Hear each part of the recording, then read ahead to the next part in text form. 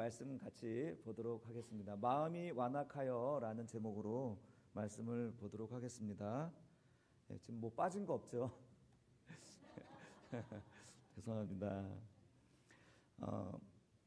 마음이 완강하여, 마음이 완고하여, 마음이 완악하여 다 같은 말입니다. 출애굽기 7장에서 시작해가지고 14장까지 10가지 재앙의 이야기가 등장하는데요. 여기에 그 중심되는 메시지가 바로의 마음이 완악하다 하는 데 있습니다. 우리 한번 퀴즈를 한번 내볼게요. 지난주에 제가 10가지 재앙을 노래를 불렀는데 제가 조금 잘못 불렀어요. 제가 노래 다시 한번 불러볼게요. 그리고 퀴즈를 낼 거니까 잘 들으세요. 내 백성을 보내라 그리하지 아니하면 재앙을 받으리라 피게이파 전종움의 흑장미. 자, 기억하셨어요?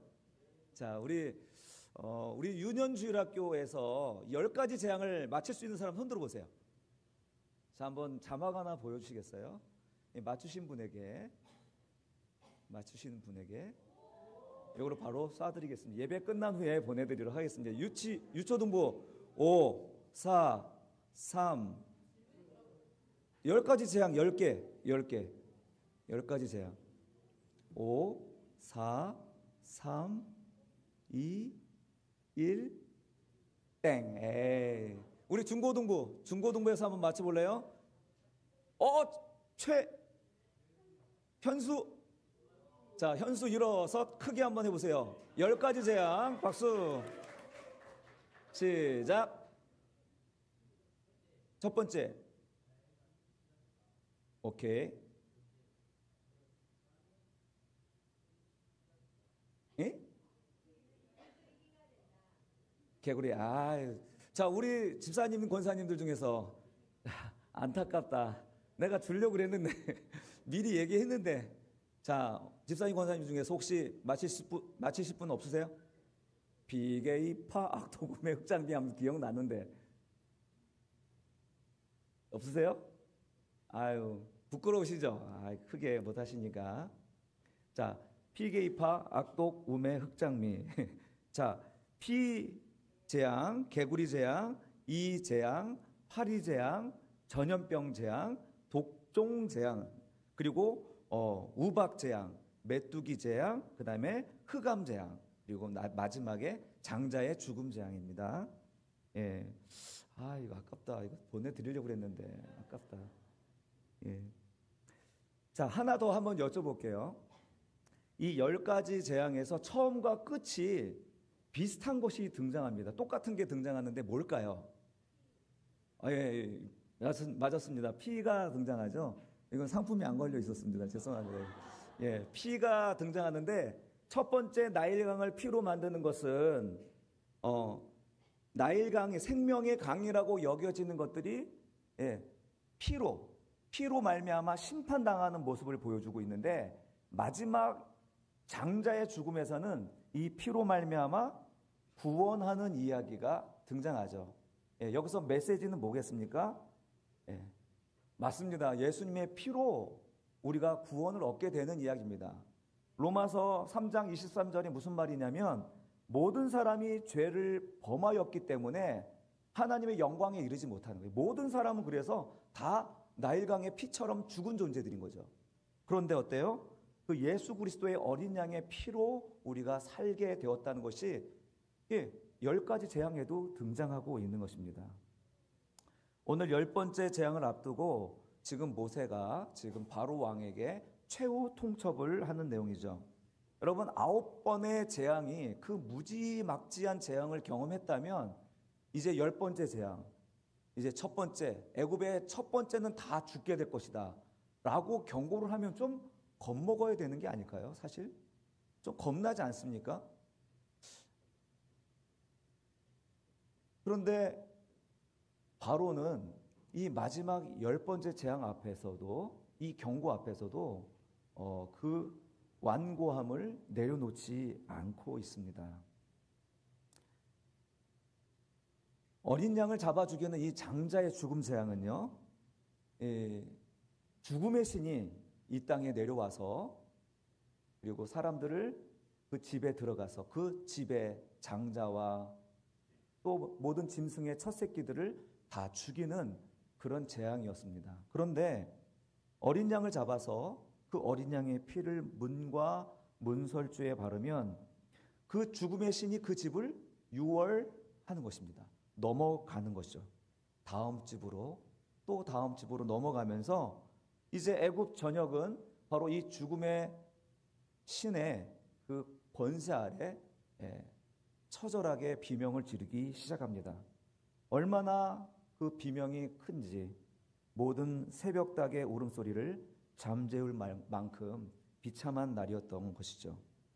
오직 하나님이 두려워서 문과 문설주의 어린 양의 피를 바른 그 집은 온전할 수 있었습니다.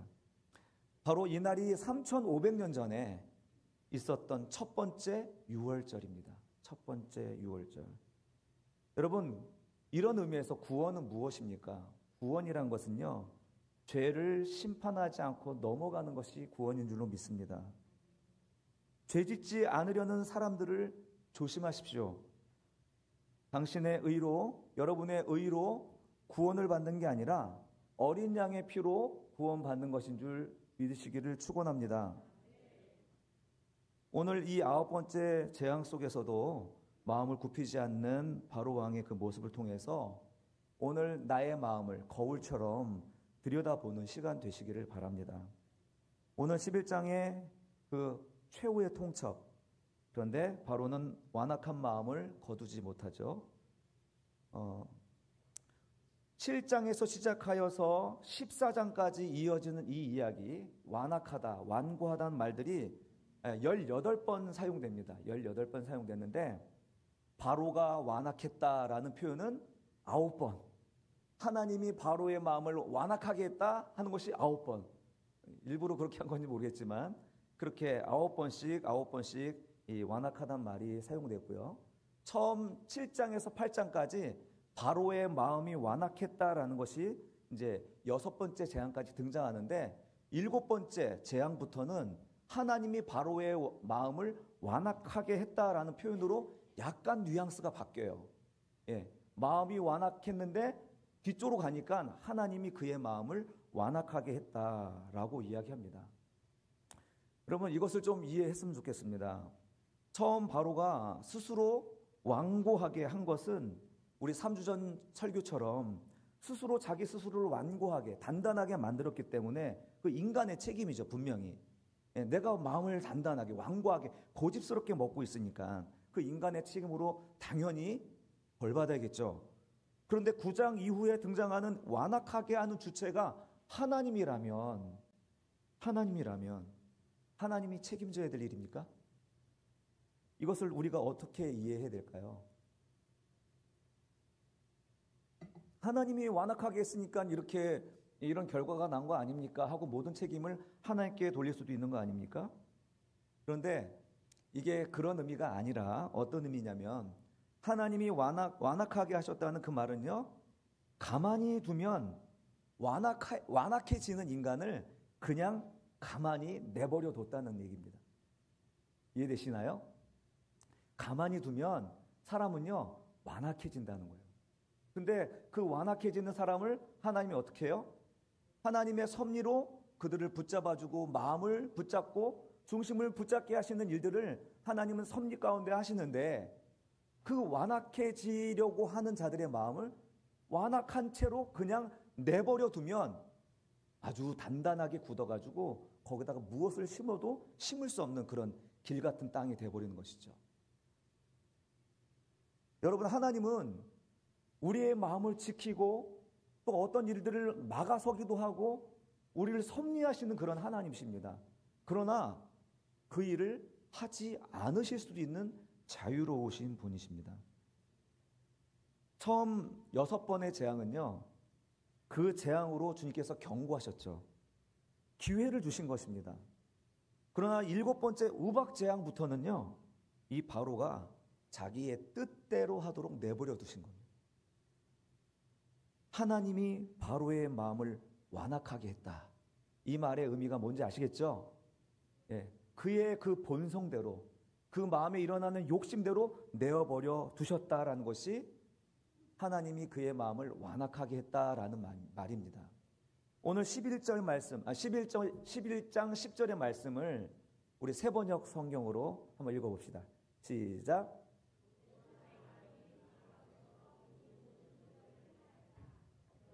주님께서 바로의 고집을 꺾지 않으셨으므로 바로가 그 땅에서 이스라엘 자손을 내보내지 않았다.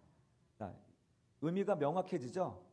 예, 주님께서 바로의 고집을 꺾지 않았다는 거예요. 그러니까 내버려 두었다는 것입니다. 그의 고집을 내버려 뒀다. 그러니까 여러분, 그냥 내버려 둔다는 것은요, 그 자체가 재앙입니다. 맞습니까? 그냥 내버려 두면 재앙이에요. 그냥 하나님을 믿지 않아요? 그 자체가 심판입니다. 심판. 사람은 가만히 두면 부패합니다.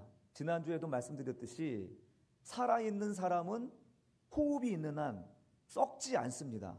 그러나 이 호흡이 코끝에서 사라지면 그 순간부터 부패가 진행되는 거예요.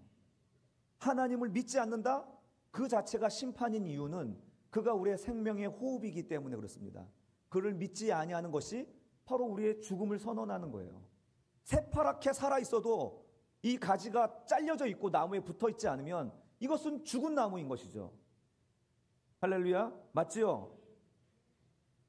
그래서 우리 요한복음 3장 18절에서도 이렇게 얘기합니다. 같이 읽겠습니다. 시작. 아들을 믿는 사람은 심판을 받지 않는다. 그러나 믿지 않는 사람은 이미 심판을 받았다. 그것은 하나님의 독생자의 이름을 믿지 않았기 때문이다. 아멘. 예, 지금 내가 시퍼렇게 살아있는 열매도 있고 이파리가 있다 하더라도 그것이 하나님 예수 그리스도께 붙어있지 아니한 가지는 이미 그 자체가 죽은 거기 때문에 심판받은 것이다 라고 말하는 것입니다. 우리가 이렇게 자기 소욕대로 또 그 완고함을 버리지 못하면 사람들의 이야기나 하나님의 말씀에 권함을 받지 않을 것이죠. 권함을 받지 않는 인생은 자기 마음대로 살 것입니다. 스스로 완고해지고 완악해지는 길을 갈 수밖에 없습니다. 여러분, 우리가 가만히 내버려 두면 완악해진다는 사실 여러분 이해되시고 믿어지십니까? 정말 그렇습니다. 정말. 가만히 내버려 두면 자유이고 가만히 내버려 두면 좋은 것 같지만 그렇지 않다라는 거예요. 로마서 1장 24절과 28절을 한번 같이 읽어보겠습니다. 우리 친구도 크게 읽어주세요. 시작. 사람들이 마음의 욕정대로 하도록 더러움에 그대로 내버려 두시니 서로의 몸을 욕되게 하였습니다. 28절. 사람들이 하나님을 인정하기를 싫어하므로 하나님께서는 사람들을 타락한 마음 자리에 내버려 두셔서 해서는 안 될 일을 하도록 놓아두셨습니다. 예, 아멘. 그냥 내버려 두는 것이 인생에게는 재앙인 것입니다. 여러분, 애들이 집에서 밥을 먹든지 말든지 신경 쓰지 않고 마음대로 할 수 있으면 아이들에게 좋은 겁니까? 학교에 가든지 말든지 알아서 하는 게 여러분 좋은 건가요? 우리 친구들 어때요? 그렇게 해줬으면 좋겠습니까? 우리 엄마 아빠가 학교 가든지 말든지 좀 내버려둬, 이런 친구 있습니까? 욕하고 맨날 애들과 싸우고 다녔는데 아무 소리도 안 하고 관심도 없어요. 편안하십니까? 우리 친구들? 그러면 우리 부모님들이 여러분에게 어떻게 해줬으면 좋겠습니까? 우리 부모님들이 여러분들에게 어떻게 해주었으면 좋겠습니까? 예. 대신 맞는 말이라도 기분 좋게 해줬으면 좋겠죠? 예. 맞는 말을 꼭 하시는데 꼭 기분 나쁘게 해요. 또 그래서 이제 힘들게 됐는데, 저 어릴 때 우리 어머니께서 해주신 이야기입니다. 우리 친구들에게 얘기해주고 싶은데, 어떤 어머니가 늦둥이를 낳습니다. 아버지는 월남 파병했다가 장사로 여기 사업으로 집에 들어오지 않은 날들이 많죠. 아이를 늦은 나이에 낳아서 이 엄마는 아이가 너무 이쁘고 사랑스러운 거죠. 그래서 잘한다, 우리 착하다, 아이고 오냐 오냐 그래 그래 우리 착한 아들 이러면서 키웠죠. 그래서 격려하고 잘하는 것을 칭찬하면 좋은데 이것을 넘어가지고 어떻게 해요? 애가 잘못을 저질렀는데도 아유 괜찮다 잘했다 잘했다 이러는 거예요.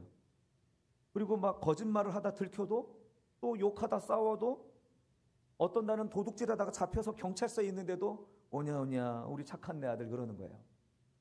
이 아이가 이제 죄에 대해서 이제 뭐 단속하는 게 없으니까 길 가는 사람들을 성추행하다가 그리고 급기야 사람을 때려서 죽이게 되는 살인까지 저질렀다는 거죠. 그래서 감옥에까지 간 거예요. 감옥에까지. 재판에 넘겨져서 결국은 사형 선고를 받게 됩니다. 근데 그날도 어머니는 맛있는 음식을 챙겨서 감옥에 보내고 아들을 면회하려고 이제 들어갔습니다.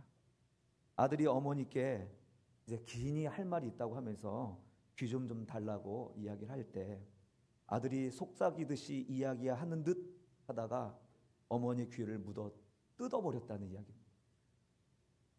아들이 울면서 어머니에게 소리칩니다. 내가 거짓말할 때 왜 아무 말도 하지 않고 나무라지 않았습니까? 내가 도둑질하고 사람들과 싸고 다녀도 왜 매를 들지 않았습니까? 분명히 나쁜 짓인 줄 알면서도 왜 오냐 착하다고만 말하셨습니까? 왜 날 그냥 내버려 두셨냐고요? 하면서 울부짖었다라는 것이죠. 여러분, 그냥 내버려 두는 것은 불행한 겁니다. 자유가 아닙니다. 우리 친구들 그냥 내버려 뒀으면 좋겠습니까? 우리 어머니가? 우리 아버지가? 그것은 재앙입니다. 재앙. 자유가 아니라 재앙이라는 것입니다. 우리가 하나님 앞에서도 마찬가지라는 것이죠. 그래서 잠언은 이렇게 이야기하죠. 3장 11절 또 12절 같이 읽겠습니다. 시작. 아이들아 주님의 훈계를 거부하지 말고 그의 책망을 싫어하지 말아라. 주님은 당신이 사랑하시는 사람을 꾸짖으시니 마치 귀여워하는 아들을 꾸짖는 아버지와 같으시다. 그렇죠. 예, 아들이니까 자식이니까 꾸짖죠. 내 자식이 아니면 일단은 이뻐해야죠. 그러나 내 자식에게는 그렇지 못한 게 부모 아닙니까? 내 친아들이니까. 잠언 13장 24절 같이 읽어보겠습니다. 시작. 매를 아끼는 것은 자식을 사랑하지 않는 것이다. 자식을 사랑하는 사람은 훈계를 게을리지 않는다. 아멘. 예, 이 말들을 인용해서 히브리서 기자가 이렇게 12장 7절에서 8절에서 이렇게 얘기합니다. 같이 읽어봅시다. 시작. 징계를 받을 때 참아내십시오. 하나님께서는 자녀에게 대하시듯이 여러분에게 대하십니다. 아버지가 징계하지 않는 자녀가 어디에 있겠습니까? 모든 자녀가 받는 징계를 여러분이 받지 않는다고 하면 여러분은 사생아이지 참 자녀가 아닙니다. 아멘. 하나님께서는 이렇게 당신 자녀에게 이렇게 징계도 하시고 또 말씀하셔서 돌이키도록 하시는데요. 오늘 우리 인생들을 향하여서 하나님은 이렇게 말씀하시고 돌아오도록 하시는 것이죠. 오늘 바로 왕은 이 마지막 경고를 듣습니다. 듣기 싫은 말이겠죠. 듣기 싫은 말. 그러나 그것은 마지막 기회였을 것입니다. 우리 친구들 또 우리 성도님들 듣기 싫은 말 속에 마지막 기회가 있을 수 있다는 사실을 기억하십시오. 듣기 싫은 말을 하는 사람도 어쩌면 참고 참았다가 이게 마지막이다 생각하고 던지는 어려운 말이기 때문에 그렇습니다. 그래서 듣기 싫은 말이 들리면 그것이 누구의 말이든 한 번은 생각하고 대꾸하시든지 말을 하셨으면 좋겠습니다. 어쩌면 우리 인생의 기로의 순간에 이런 일들이 있지 않았을까요? 여하튼 바로는 듣기 싫은 이 말을 무시해버립니다. 하나님은 참고 마지막 기회를 주고 있는데 그 말을 무시해버렸습니다. 자존심이 앞섰고 자기에게 아직 힘이 있다고 착각하면서 말이죠. 그 완악한 사람 앞에서 모세는 분노합니다. 그게 8절의 말씀이죠. 8절 하반절에 보면은 당신이 하나님 여호와께서 이와 같은 일들을 행하시고 나서 당신은 우리를 반드시 절하면서 내보내게 될 겁니다 하면서 모세는 매우 화를 내면서 바로 앞에서 나왔다라고 기록하고 있습니다. 왜 화가 안 나겠습니까? 수많은 생명이 저 한 사람의 완고함 때문에 죽게 되는 것을 지금 맨눈으로 보고 있는데 어찌 화가 나지 않겠습니까? 여러분, 우리가 하나님 앞에서 사람들 앞에서 완고하게 될 때 여러 많은 사람들이 상처를 받고 피해받는 것을 생각해 보면은 한번 진지하게 나의 완고한 마음을 내려놓고 나에게 듣기 싫어하는 말들 한번 곱씹어서 한번 더 생각해 보는 지혜가 있기를 바랍니다. 사람에게도 그리할진대 우리 여호와 하나님께서 우리 마음을 불편하게 만들고 또 치는 말씀을 하실 때에 그것을 그냥 귓등으로 듣고 흘려보내는 것이 아니라 하나님이 내게 주신 음성으로 듣고 마음에 담아두고 그래서 돌이키는 일들이 있다면 우리가 하나님 앞에서 얼마나 복된 삶을 살 수 있게 될까요? 오늘 바로를 보면서 내 속에 있는 아직도 꺾지 못하는 그런 바로의 마음이 있다는 사실을 생각해 보았으면 좋겠습니다. 난 내가 하고 싶은 일은 꼭 하겠다. 이 말은 꼭 해야겠다. 이런 말들이 있으시죠? 여러분, 그것이 아무리 맞고 옳은 일이라 할지라도 내 양심과 또 사람들의 반대에 부딪히면 잠시 멈추고 생각해 봤으면 좋겠습니다. 내가 하는 일 중요합니까? 내가 말하는 내용들이 정말 중요합니까? 그러나 주님 앞에서는 그게 중요하지 않을 수도 있습니다. 신앙은요, 내가 하는 일이 아니고요, 내가 말하는 것이 중요한 게 아니고 신앙은 내 뜻을 죽이는 일입니다. 다시 말씀드리면 신앙은 뭐라고요? 내 뜻을 죽이는 게 신앙입니다. 신앙이라는 단어가 뭡니까? 믿고 바라보는 거잖아요. 뜻이 나에게 있지 않기 때문에 믿고 바라보기 때문에 신앙이라고 얘기하는 거잖아요. 그러니까 내 뜻을 죽여야지 내가 믿고 바라보는 그 뜻을 내가 알고 온전히 걸어갈 수 있는 것이 아니겠습니까? 오히려 내 마음, 내 기질대로 가도록 내버려 두는 것이 정말 위험한 일입니다. 오늘 전하는 이 말씀에 내 자신을 거울처럼 들여다보시길 바랍니다. 혹여 내 마음속에 완악한 마음이 있지를 않는가? 쉽지 않겠지만 하나님께서 내 마음속에 말씀을 들려주시고 빨리 깨닫게 하시면 하나님이 다스리시는 그 길로 돌아서시기를 주님의 이름으로 간절히 바랍니다. 우리가 여기서 알 수 있듯이 완악함의 특징은요, 들어도 들리지 않는 것입니다. 분명히 귀로는 들리는데 듣지 않는 것입니다. 이게 완악함의 특징인 것입니다. 분명히 들리는데 왜 듣지 않습니까? 여러분, 분명히 여러분 일상 속에서 귀로 얘기가 들리잖아요. 어떤 이야기가 들리고 상대방이 하는 얘기가 내가 무슨 말인지 알아. 그런데 내가 그 말을 듣지를 않아요. 수용하질 않아요. 왜 그럴까요? 그건 네 생각이고 그건 네 뜻이고 내 생각은 달라 이거죠. 내 생각은 내 지식을 기반하고 내 경험의 바탕 위에서 생각하고 있기 때문에 상대방의 말을 받아들이기가 어려운 겁니다. 듣기는 들어도 내가 가지고 있는 지식이 크기 때문에, 듣기는 들어도 내가 경험한 것이 너무나 크기 때문에, 내 눈으로 목격한 것이 너무나 크기 때문에 안 들리는 것입니다. 안 들리는 거. 바로 같은 세상 사람들은 완벽히 하나님과 반대 방향이기 때문에 안 들릴 것입니다. 그래서 하나님은 기적적인 일이나 또는 이런 무시무시한 심판으로 그들의 귀를 여시겠죠.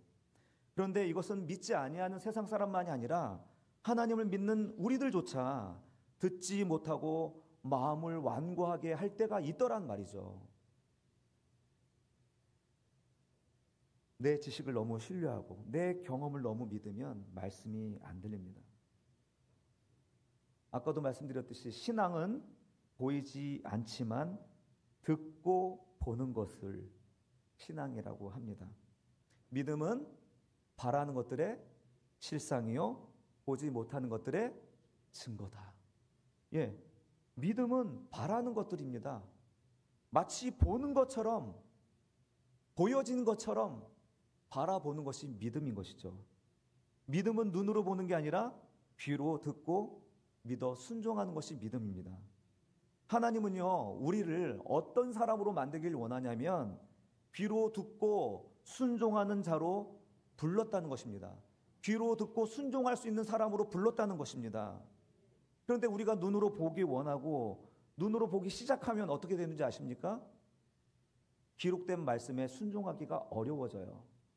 내가 봤는데, 내가 목격하는데, 그것이 너무나 확실한데 그 말씀을 어떻게 따라갑니까? 완악함이란요, 귀로 듣는 것보다 내가 보고 내가 하고 싶은 대로 하는 그 자유를 따라가는 거예요. 그게 바로의 자유입니다. 교회 밖에만 있는 게 아니라 교회 안에 바로의 자유가 있다는 것입니다. 자기 소견에 오른 대로 신앙생활을 그렇게 하면 오히려 죄를 먹고 마시는 것입니다. 사사기의 핵심 메시지가 뭐죠? 주제 구절. 그때에 왕이 없으므로 자기 소견에 오른 대로 행하였다. 그러죠. 여러분, 그때에 왕이 없다는 말이 뭐죠? 왕이란 우리에게 명령하는 존재예요. 그렇죠? 왕이 없으니 이제 내가 들어야 될 그 존재가 없으니 내가 내 눈으로 보고 가야 되는 삶을 살아야 되는 것입니다. 내 소견으로 내가 보고 내가 판단하는 삶을 산다는 것이죠. 이것이 그 시대의 영적인 혼란이란 것입니다. 그 시대의 영적인 타락이란 것입니다. 하나님의 말씀의 회복은 무엇이냐면 여호수아의 백성처럼 하나님의 말씀을 귀로 듣고 순종하는 발걸음이 바로 부흥의 세대이고 여호와의 세대라는 거예요. 그러나 오늘 우리는 어떻습니까? 자꾸 증거를 보여달라는 거예요. 내 삶에서 증명해달라고 자꾸 얘기하는 거예요. 말씀에 다 기록되어 있음에도 불구하고 이 말씀에 대한 순종은 별로 하지 않는 거예요. 말씀에 기록된 말씀에 우리가 순종할 때 우리가 보지 못하는 것들을 목격하게 될 줄 믿습니다. 왕의 명령을 받아야 할 자들이 다들 자기가 왕이 되어서 자기의 의견을 주장하고 관철하려고 하는 것, 이것이 죄입니다. 사랑하는 성도 여러분, 내 안에서 옳다고 여기며 내 마음대로 하고 싶은 본성, 이런 왕자병, 공주병 그냥 내버려 두어서는 안 됩니다. 이것은 반드시 예수 그리스도의 십자가에 못 박아야 할, 그리고 죽여야 할 옛 자아라는 사실을 기억하시기를 주님의 이름으로 축원합니다. 몇 주 전 불렀던 찬양이 생각이 납니다. 주님, 내 마음이 너무 둔해서 주님을 볼 수 없습니다. 이 찬양 아시죠? 거기에 보면은 나는 청지기인데 언제부터 내 삶의 주인이 되어 버렸나. 여러분, 날마다 이 찬양의 가사처럼 우리 자신을 우리의 왕좌에서 내려와야 됩니다. 수시로 우리는 그 왕좌에 올라와서 내가 내 눈으로 보고 내가 판단하고 내가 왕이 되어서 살아가려고 하는 그 모든 시도들을 포기하지 않는 한 우리 하나님의 뜻을 보기가 어렵다는 사실입니다. 우리는 종이고 주인이 내게 부여한 일을 충성하면 되는데 공동체 안에서는 여기저기 주인 행사하려는 사람과 사람들의 갈등으로 상처를 주고받는 것입니다. 사랑하는 성도 여러분, 우리 안에 선한 것이 없음을 인정하십시다. 내 기질대로 하도록 내버려 두지 마시기를 바랍니다. 내 하고 싶은 대로 말하고 행하도록 그냥 두시지 마시기 바랍니다. 잠깐 멈추고 귀를 기울이면서 주님의 음성이 들릴 때까지 스톱하실 수 있는 그런 믿음이 있기를 간절히 바랍니다. 사무엘상 13장에 보면은 사울이 블레셋과의 전투를 앞에 두고 급하게 지금 전쟁이 막 급하게 돌아가고 있는데 이스라엘은 제사장이 제사를 통해서 하나님이 이 전쟁을 승인하는지 물어보고 전쟁을 해야 됩니다. 그런데 사무엘이 늦는 거예요. 그래서 이 급박한 때에 제사장이 늦으니까 사울이 그 급한 마음에 그 부득이하여 사울이 자기가 제사를 집례합니다. 여러분 잘 아시는 얘기죠? 아마도 사울은 내가 왕이니까 내가 또 할만하니까 또 상황이 급하니까 이렇게 말하는 것이죠. 부득이하니까 맞습니다. 그렇게 할 수 있을 것 같습니다. 그런데 여러분, 믿음은 바로 이런 부득이한 상황에서 드러나는 것입니다. 아주 결정적인 순간에 우리의 믿음이 드러나는 것입니다. 나의 선택을 통하여서. 지금 이 사람은 실수 같은 일로 그 일을 선택한 게 아니고요. 이 사울은 그가 원래 그런 잘못된 가치를 갖고 있었기 때문에 그런 선택을 한 것입니다. 이단에 빠지는 사람이요, 미혹받아서 그 길에 들어선 경우도 있겠지만 많은 경우에 같은 맥락에서 이미 그 속에 잘못된 가치와 잘못된 추구가 있었기 때문에 미혹당하는 것입니다. 여러분, 아무리 부득이해도 하나님은 질서의 하나님이시고 말씀의 순종을 우리에게 요구하십니다. 우리에게는 일이 되네 안 되네 그것이 중요하지만 하나님에게는 그게 중요하지가 않아요. 하나님께는 우리의 순종을 달아보실 뿐입니다. 일은 누가 하십니까? 하나님이 하십니다. 만들어 성취하시는 하나님이십니다. 우리가 이렇게 아멘하며 우리가 고백하지만 우리의 삶 속에서 일이 되네 안 되네 문제로 얼마나 갈등이 많은지 모르겠습니다.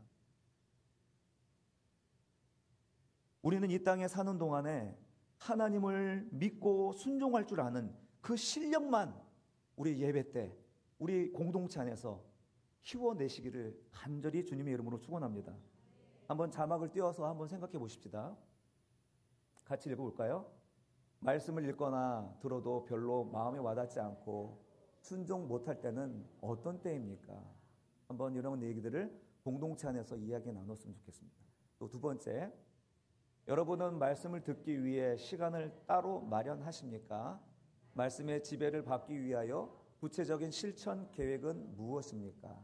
그리고 혹시 내 생각, 내 정한 바로의 는 않습니까? 서로 나눠봅시다. 나의 능력, 나의 업적, 자존심, 내 경험, 내 지식 등 이것들이 바로의 길이라는 것이죠. 그래서 한번 여러분 이제 목장 모임 시작되면 주보에 이것이 담길 것이고 목장 모임에서 이런 얘기들을 나누면 좋겠습니다. 여러분, 이렇게 안 듣고 안 들으면 갈 때까지 가는 것입니다. 듣기는 들었죠. 그러나 돌이켜 회개하지 않으면 그것은 결국 듣지 않은 것입니다. 사랑하는 성도 여러분, 우리가 듣고 순종하는 그런 자가 되어지기를 간절히 바랍니다. 순종은 제사보다 낫답니다. 순종은 수양의 기름보다 낫다고 합니다. 쉽지 않지만 우리는 하나님을 사랑한다는 것을 우리가 들음으로, 듣고 순종함으로 증명해낼 수 있기를 간절히 바랍니다. 여러분, 정말로 하나님 사랑하십니까? 그 사랑을 들으시고 순종함으로 증명해내시기를 간절히 바랍니다. 폴 틸리라는 신학자는 이렇게 말했습니다. 사랑의 첫 번째 의무는 듣는 것이랍니다. 듣는 것. 한번 따라해 볼까요? 사랑의 첫 번째 의무는 듣는 것입니다. 맞습니다. 예, 아내는 남편의 친절한 말에 사랑을 느낀다면서요. 남편은 아내가 잘 들어줄 때 사랑을 느낀다고 합니다. 아이들도 사랑해 하면서 막 키스를 퍼붓는 것보다 자녀의 이야기를 그저 잘 들어주면 날 사랑한다라고 느낀답니다. 그런데 들어주는 게 아니라 좀 들어라고 얘기하죠, 우리 부모님들은. 그럼 아이들은 이제 그런 자리가 불편하고 피하는 것입니다. 사랑하는 성도 여러분, 우리 모두 듣는 자, 듣고 순종하는 자 되시기를 바랍니다.